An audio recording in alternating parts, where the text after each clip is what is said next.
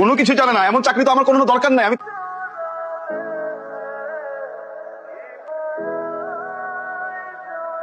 নাম কি তোমার? নাম জেনে কি হবে? প্রেম হবে।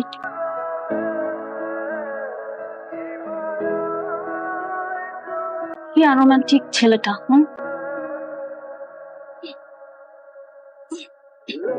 It's okay. Unromantic versus romantic girl. প্রেমটা কিন্তু ভালো জমবে। কি নাম তোমার? এই নাম কি তোমার? সামি। সামি। সামি, এই যে তুমি আমাকে পাবলিকলি ইনসাল্ট করলা, এটার প্রতিশোধ তো আমি নিব। তোমাকে ভালোবেসে। উপস, আমাদের কেকটা শেষ হয়ে গেছে, আনতে হবে।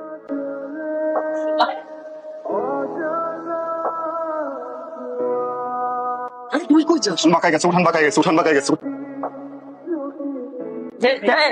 কি ব্রো, তুমি তো পুরাই সুপার উঠছো। হ্যাঁ, তোমার তো দেখলে বুঝাই যায় না তুমি এত ঘাঘুমাল। দেখছিস নি এলাকায় 7 দিন হয় নাই, পুরো এটা খাপ দিয়া লাইছে।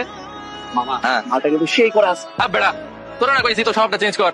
এইসব ভাই বাজারের গার্লফ্রেন্ডের কোনো দিতে হয় না মামা। এই কিসের কথা বলতেছ? আমি কিছুই বুঝতেছি না। আরে সোনাটা ভালো মাছটা বিল্লা খাইতে জানো না। হ্যাঁ, তবে টেনশন নট, তোমার গার্লফ্রেন্ড তোমারই থাকবে, আমরা তারাই দাও না। তুই তাকাবি? আরে না, আমিও টাকা বল। তুমি তাকাবে না কেন মা? তোমার গার্লফ্রেন্ড তুমি তাকাবে না? ইস, কি কয়, চল জায়গা উদয় আয়। এই যে চান্দু, কই যাও? প্রেমিটানে তো ঠিকানা জোগাড় করে চলে আসছি। কি চাই? Number, Facebook ID, Instagram ID, Snapchat, Telegram, dating অ্যাপে যদি কিছু থাকে ওইটাও চাই। কি হবে এগুলো দিয়ে? প্রেম হবে, আগে বলছিলাম। কি? হ্যাঁ, ইয়ো, আপনি তো অনেক বেহায়া আছেন, বুঝছেন? বেহায়া আছেন, বেহায়া আছেন, বেহায়া আছেন, বেহায়া আছেন, বেহায়া আছেন। প্রেমে বলে মানুষ বিয়ে হয়ে যায়, বিয়ে হয়ে যায়, বিয়ে হয়ে যায়, তারপর বিয়ে হয়ে যায়। দেখেন, ওইদিনের জন্য আমি খুবই সরি, আন্তরিকভাবে দুঃখিত। আমাকে মাফ করে দেন। আচ্ছা এসেছি, নিলেই চলে যাও। নিয়ে দিলে চলে যাবেন। রাজা চাইলাম তো ঠিক আছে, তাহলে নাম্বার দিলি চোখ। যদি না দিই?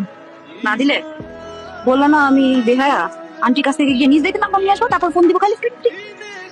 ফোন নাম্বার তখন আমি যেতে পারি? না, দেখো আন্টি আমি সামির গার্লফ্রেন্ড, আপনাকে সালাম করতে আসলাম। কি? ও বাহ, আরে বাহ, এই তুমি কি সত্যি সামির গার্লফ্রেন্ড? সত্যি? জি আন্টি। ওরে মাশাআল্লাহ মাশাআল্লাহ, তো স্বামী যে এত সুন্দর মিষ্টি লক্ষ্মী একটা মেয়েকে ভালোবাসতে পারে, এটা তো আমি কল্পনাই করি নাই। বাকি হচ্ছে এসব। শোন, আজ থেকে তোর জন্য সকল প্রকার বকাঝকা বন্ধ। যেই ছেলে এত মিষ্টি লক্ষ্মী একটা মেয়েকে ভালোবাসতে পারে, তাকে তো বকা দেওয়া মহাপাপ। না প্লিজ, তোমার ড্রামা বন্ধ করবা। হ্যাঁ, বাইরে থেকে চেনে না জানেন একটা মানুষের সেটা কথা বলে তুমি এটা বিশ্বাস করে ফেললা? তুমি জাস্টিফাই করছো একবার? তুমি ওনাকে চেনো? চিনি তো, চিনি। তুমি বলেছো না তুমি স্বামীর গার্লফ্রেন্ড? জি আন্টি, এই- আমি তো বলছি। মাইকেল গার্লফ্রেন্ড বললে তো গার্লফ্রেন্ড হয়ে যায় না, তাই না? হ্যাঁ, আমি তো হ্যাঁ বলি না, আমি তো রাজিও না, আমি কিছুই বলি না। আরে আপনার প্রবলেমটা কোথায়? পরিচয় না, বার্থ সার্টিফিকেট নেই, হ্যাঁ, পাসপোর্ট নাই, হ্যাঁ, এনআইডি নাই, নিজের পরিচয় চলতে পারেন না, সব জায়গায় যে বলে বেড়াচ্ছেন স্বামী গার্লফ্রেন্ড, স্বামী গার্লফ্রেন্ড, স্বামী গার্লফ্রেন্ড, এটা মানে কি? আমার বয়ফ্রেন্ড নাই, আমাকে গার্লফ্রেন্ড হিসেবে মেনে নিলেই তো হয়। হ্যাঁ, রিয়েলিটি মাইনে নাও। তোমার 12টা বাইজে গেছে, বুঝছো? আমার না মাঝে মধ্যে খুব সন্দেহ হয়, বুঝছো মা, যে তুমি আমার আসল মা নাকি যে বছর পর বছর যে চলে না 500-1000 পর সিরিয়াল ওখানকার মা। প্রথমে আমি অনেক সরি, তোমাকে অনেক জ্বালাইছি অনেক কিছু। আসলে আমি একা তো, তাই লনলিনেস দূর করার জন্য আমাকে অনেক অকুপাই থাকতে হয়, নিজেকে অনেক ব্যস্ত রাখতে হয়। মানুষের জীবনটা একটাই, তাই আমি চেষ্টা করি প্রত্যেকটা মুহূর্তকে ধরে বাঁচার জন্য। এরপর হুট করে তোমার সাথে দেখা, তোমার ওই রাগী চেহারায় সরলতা স্পষ্ট ছাপ দেখে আমি আমার ঘাড়ে একটা ভূত চাপে, যে তোমাকে চালানো দরকার। আর ওয়াই আই ফিল দ্যাট। তারপর তোমার মায়ের সাথে আমার পরিচয় হয়। আমি প্রথমে মায়ের পড়ি, তোমার মায়ের অনেক ভালো মা। এত ভালো মা হয় নাকি? তুমি অনেক লাকি। আর এগুলো পুরোটা হচ্ছে পাগলের পোলা। আসলে পাগল হয়ে গেছে, বুঝছো? তোমার প্রেমে পাগল হয়ে গেছে। বললাম না আমি বেহায়া হয়ে গেছি। প্রেম করলে মানুষ বেহায়া হয়ে যাবে, তাই না? আমার তো সবকিছু ভালো লাগে। দেখো তোমার ভালো মন্দ সবকিছু মিলে আমার তোমার ভালো লাগে। আমি জানি তুমি অনেক রুড, অনেক অ্যারোগেন্ট, অনেক বোরিং, তারপর তোমাকে ভালো লাগে। কি করবো, I can not help it. এত এনার্জি কই পাও তুমি, আমাকে একটু বলো তো। এই যে তোমার মুখে আপনি তুমি যে একটা ব্লেন্ড হয়, এটা ভালো লাগে। তুমি রাগ করলে তুমি বলো, আবার হঠাৎ করে আপনি তো চলে আসো, কি যে ভালো লাগে। আমি তো অনেক ভালোবাসো, আমাকে প্লিজ ভালোবাসো। আচ্ছা আমাকে ভালো এখনই বাসা লাগবে না, আমি ওয়েট করবো। আমি তো 2-3% একতরফা ভালোবাসবো, কোনো অসুবিধা নেই। কিন্তু দেখো আমি কিন্তু আমার ভালোবাসার কথা সত্যি বলতেছি। কোনো মেয়ে কখনো তার ইমোশনাল ড্রামা করে না, আমি করতেছি না। আপনি না ড্রামা করেন না, ড্রামা খুব পছন্দ করেন। ফাইন, আপনার সাথে এখন থেকে ড্রামাই খেলবো, রোমান্টিক ড্রামা না, থ্রিলার। হ্যাঁ, প্রপোজ করছেন না? ঠিক আছে, পুরো 24 ঘন্টা ওয়েট করতে হবে। আগামীকাল বিকাল 5টায় ঠিক এই জায়গাতেই আমি আসবো। প্লিজ, পুরো রেস্টুরেন্ট বুক দেওয়ার কিছু নেই, একটা টেবিলে বসে 2 মাস কথা বলতে পারে। বোঝা গেছে? কে? এইটা কি নর্মাল কথা বলা যারা পাগল, মাথার মধ্যে পড়েছে এইটে। হ্যালো, বসেন। আমি জানি না আপনি টেলিভিশন দেখেন কিনা, আমাদের অভিনেত্রী মিহি তোমাকে ছোট কথা বলছিলাম না? শোন। হ্যালো। আরে কি সুইট আপনি। আমি তো আপনাকে কম বয়সী মনে করেছিলাম, নাকি টিনেজার। আমি কিন্তু আমাকে সব বলেছে আপনাকে নিয়ে। আপনি যে গতকালও প্ল্যান করে খুব সুন্দর করে ওকে প্রপোজ করেছিলেন। আপনি এরকম পাগলামি প্রতিদিনই করেন, তাই না?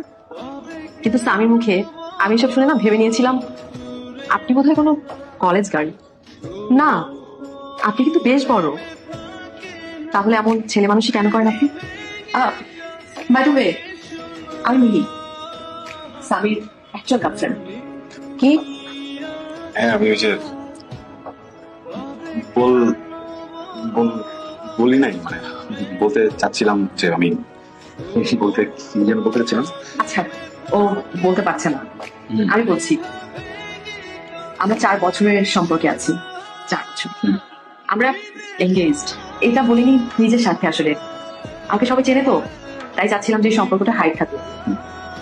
আর এখন বলতে হচ্ছে তার কারণটা স্বামী আমাকে বলেছে আপনার পাগলামি দিন দিন বেড়েই যাচ্ছে, তাই বলতে পারছি না। সরি, আমি তো 4 বছর ধরে স্বামীর সঙ্গে আছি। আমি ওর রুচি সম্পর্কে ভালো করেই জানি। ও যে ধরনের মেয়ে পছন্দ করে, যে টাইপ পছন্দ করে, আপনি সেই টাইপের না হলেও মানে আপনি কিন্তু ভীষণ সুন্দর, অনেক বেশি সুইট। আপনি ভীষণ সুইট। এক্সকিউজ মি, আপনি এখনই কোথায় যাবেন? প্লিজ বসুন না। আমার সাথে কিছু খান না। আমি একটু কথা বলতে চাই আপনার সাথে। আই এম সরি, আমি স্বামীর হয়ে আপনার কাছে ক্ষমা চাচ্ছি। আমিও তো একটা মেয়ে হয়ে আরেকটা মেয়ের মনের অবস্থা বুঝবো না, তা কি করে হয়? আপনার জীবনেও যেন এমন সুন্দর মনের মানুষ আপনি পান, যে আপনাকে ভালোবাসবে, যে আপনার যত্নের মূল্য দেবে। কংগ্রেচুলেশনস দুজনকে। আমি কি করবো? You are two phone. এত সুন্দর একটা মনের মানুষ তুমি হারিয়ে ফেলতে যাচ্ছ।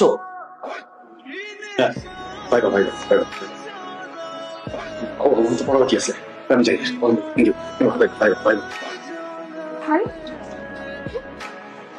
Excuse me. সরি, আবার কিছু নেই ভাই। তুমি এই জবটা কিন্তু আপনার নিজের যোগ্যতায় পেয়েছে, এখানে কোনো সুপারিশে কারো জব হয় না। Thank you sir. একজন বাবা হিসেবে আজকে আমার সত্যি গর্ব হচ্ছে যে আমার মেয়ে ছোঁয়া সত্যি একটা যোগ্য ছেলে নির্বাচন করেছে। স্যার, আপনি বেয়াদবি না নিলে একটা প্রশ্ন করতে পারি? শিওর।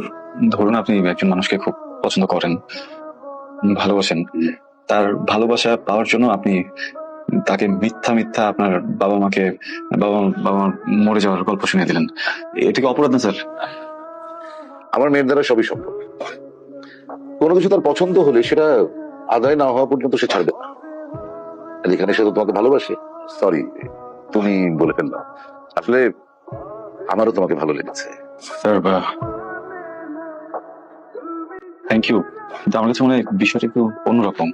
দেখেন, ভালোবাসাটা কিন্তু ভেতর থেকে আসতে হয়। তবে এটা বলতে পারি ছোঁয়া অনেক অনেক লক্ষ্যে একটা মেয়ে, সেটা ওকে বাইরে থেকে দেখলে বোঝা যায় না, ভেতর থেকে বুঝতে হয়। আসলে আমি তোমাকে কোনো রকম প্রেশার দিতে চাচ্ছি না, কিন্তু ভয় হয়, অনেক জেদি মেয়ে তো। ছোটবেলায় একবার একটা খেলনা আনতে দেরি করেছিলাম বলে ছোঁয়া ঘরে আগুন লাগিয়ে দিয়েছে।